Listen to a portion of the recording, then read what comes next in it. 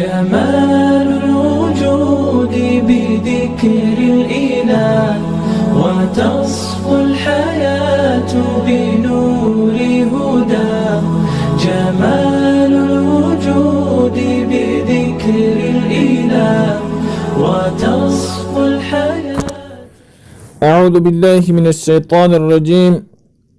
بسم الله الرحمن الرحيم.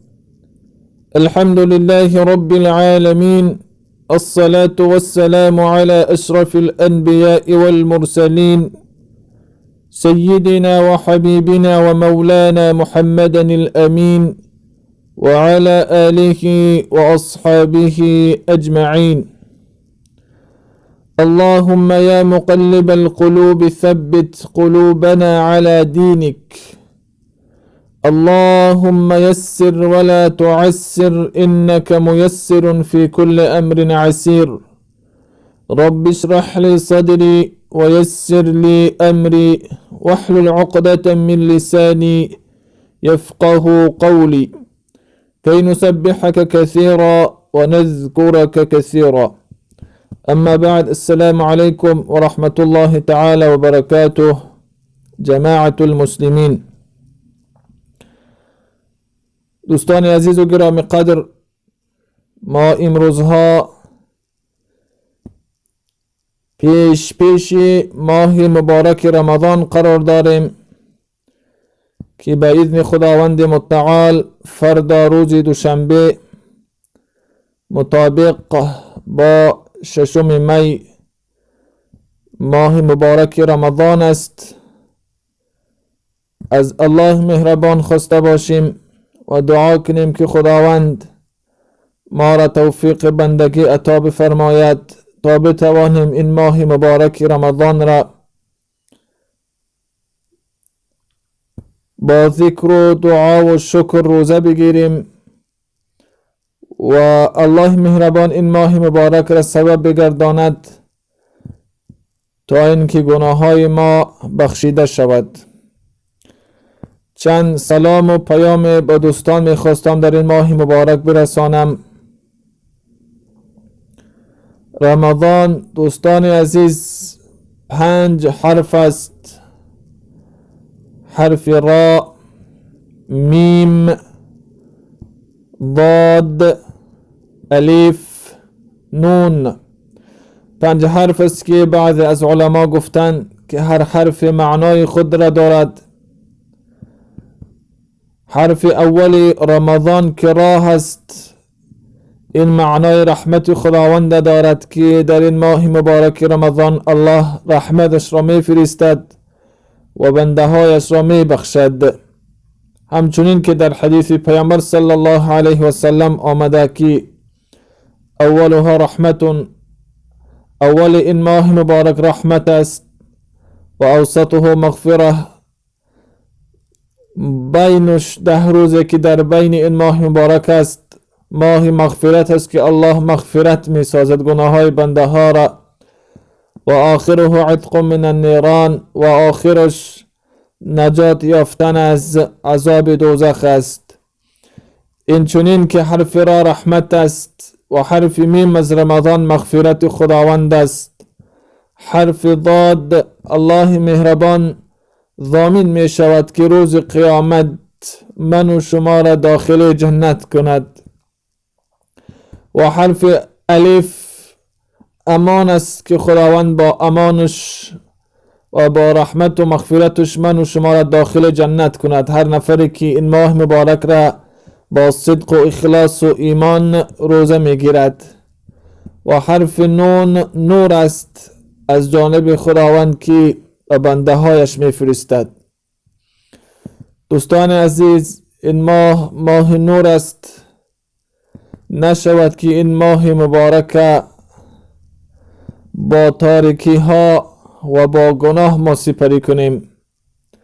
نشود که تنها ما ننوشیم و نخوریم و دیگر گناه های را که امروز وسیله هاش زیاد است انجام بدهیم. خداوند من و شما را نگه بدارد تا که این ماه مبارک با تاریکی ها و ظلمات یک جا نسازیم.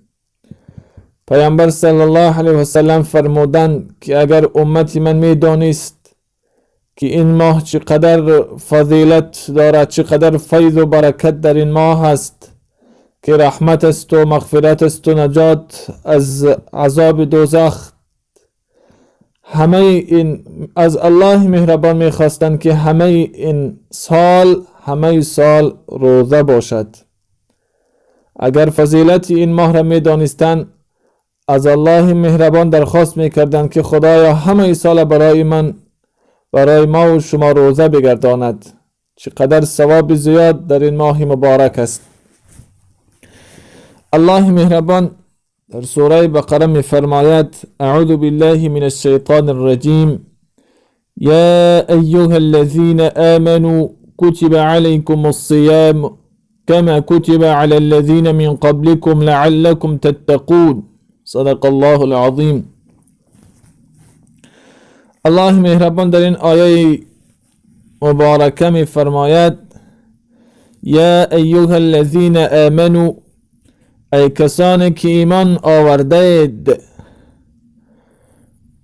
و چه خوشبختی است که وقت من و شما دوستان عزیز در زیر این آیه مبارکه داخل شویم که الله خود می فرماید و خطاب بر مؤمنین، بر من و شما دارد و می گوید که یا ایها الذین آمنوا، ای کسانی که ایمان آورده اید، ای اهل ایمان.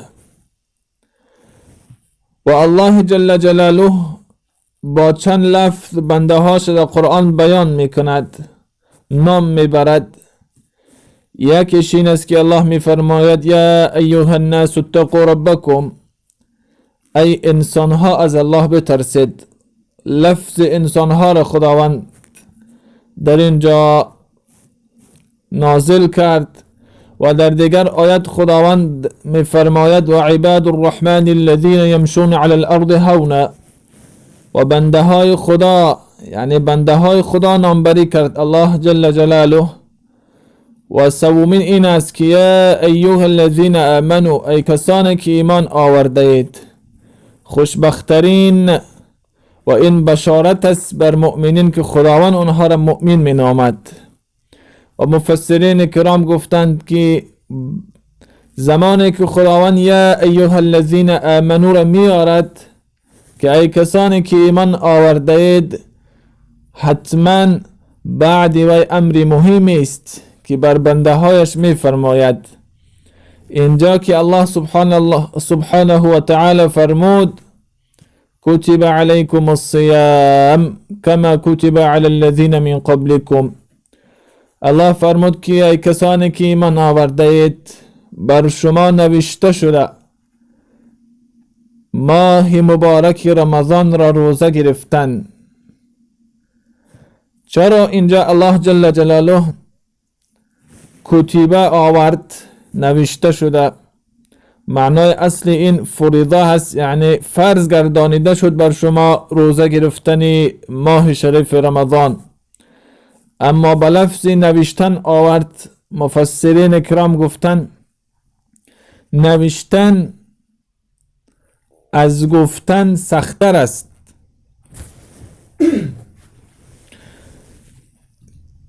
زیرا هر چیزی را که نوشته می شود اون فراموش نخواهد شد. هر چیزی که نوشته می شود، حتی یه انسان که در یک نفر قرض می دهد اونو نوشته کنه، دیگر در دستش دلیلی سخت است که اون نفر رد کردن نمی تواند. این چنین است که الله جل جلاله بر من و شما دوستان عزیز نوشته کرده ماه شریف رمضان را روزه گرفتن و می فرماید که کما، همچنانه که من فرض گردانیده بودم، نوشته بودم اینا بر امتهای پیشین. مفسرین کرام سه طایفه را اشاره کردن که مقصد از این آیت که بر امتهای پیشین، یکی گفتن که نصاراست، یکی گفتن که اهل کتاب است، یکی گفتن که بر کل انسانها پیش از پیامبر صلی الله علیه و سلم نوشته شده بوده این روزه گرفتن. در بعض امت از هر ماه 3 روز ضروری بود است روزه گرفتند و الله جل جلاله همه اینا جمع کرد و بر پیامبر من و شما صلی الله علیه و سلم با یک آسانی نازل کرد. لعلکم تتقون، مفسرین گفتن مراد از این که شما تقوا کنید، پرهیز کنید در این ماه از چی؟ از نوشیدن، از خوردن و از نزدیک شدن با همسر. دوستان عزیز، این ماه ماهی رحمت است، ماهی مغفرت است. نشود که این ماه را ما در تماشا کردن منظره هایی که الله من کرده است سپری کنیم. نشود که فیلم هایی که نه معنا دارند و همون سایت هایی که زیادی ها داخل می شوند و اونجا وقت خود بیهوده می گذرانند. مقصد از ماه مبارک رمضان فقط ناخوردن و ناآشامیدن نیست و نزدیک نشدن با همسر، بلکه باید کل اعضای ما، کل جسم ما باید روزه بگیرد. چشم باید از حرام خودش باز بدارد، گوش از شنیدن حرام. و این ماه ماه قرآن است.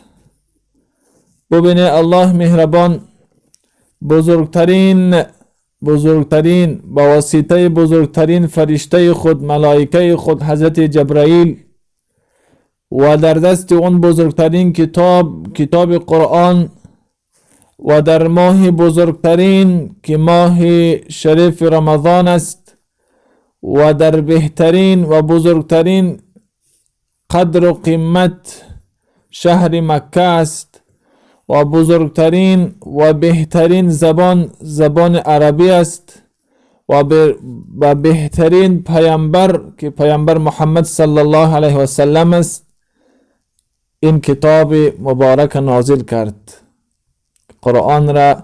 و در بهترین شب لیلة القدر الله مهربان این کتاب قرآن را نازل کرد. دوستان عزیز، پیامبر صلی الله علیه و سلم فرمودند که الرمضان و القرآن یشفعان، رمضان و قرآن شفاعت میکنن انسان روز قیامت. رمضان می آید میگوید خدایا این بنده تو در این گرمها، در این سختیها از حرام خودش باز داشت و تنها به خاطر تو یا الله روزه گرفت، شفاعت من در حق این قبول کن. و این چنین قرآن هم نزد خداوند می آید میگوید خدایا در این سختی ها و در این گرمی ها این بنده تو آمد ماه مبارک رمضان، اشتراک در ختم ها کرد و خود قرآن را خواند. خدایا شفاعت من در حق این بنده قبول کن. الله هر دو پیشنهاد قرآن رمضان قبول میکند و این انسان داخل جنتش میسازد. دوستان عزیز، تا اینکه سخن ما دراز نشود، پیامبر صلی الله علیه وسلم گفتند که خیر الکلام ما قل و دل، بهترین کلام همین است که کم باشد و دلالتی کند. و آخرین حدیثی را که من میخواهم بر شما قرائت کنم، حدیث است که در حدیث قدسی الله جل جلاله وعده دادن برای انسانها، برای مردمی که روزه ماه شریف رمضان میگیرن و فرمودن که الصوم لی و انا اجزی به. گفتن الله جل جلاله که روزه از من است، یعنی به خاطر من گرفته می شود و مکافات و پاداش این روزه را الله جل جلاله گفتن من برای بندم روز قیامت عطا می کنم. دوستان، حتی حد ثواب را نگفتن، مقدار ثواب را نگفتن. این الله جل جلاله خودش میداند که این بین خودش بین بندش گذاشت که روز قیامت پاداش این من برام بندم هدیه می سازم. الله مهربان برای من و شما توفیق بندگی عنایت عطا بفرماید. خداوند این ماهی بزرگ، ماهی نصرت اسلام و مسلمان ها بگرداند. خداوندا خواهرها و مادرای ما را توفیق بندگی و حیا و شرمشان زیاد بگرداند. خداوندا جوانهای من و شما را خداوندا به راه راست هدایت بگرداند و اسلام عزیز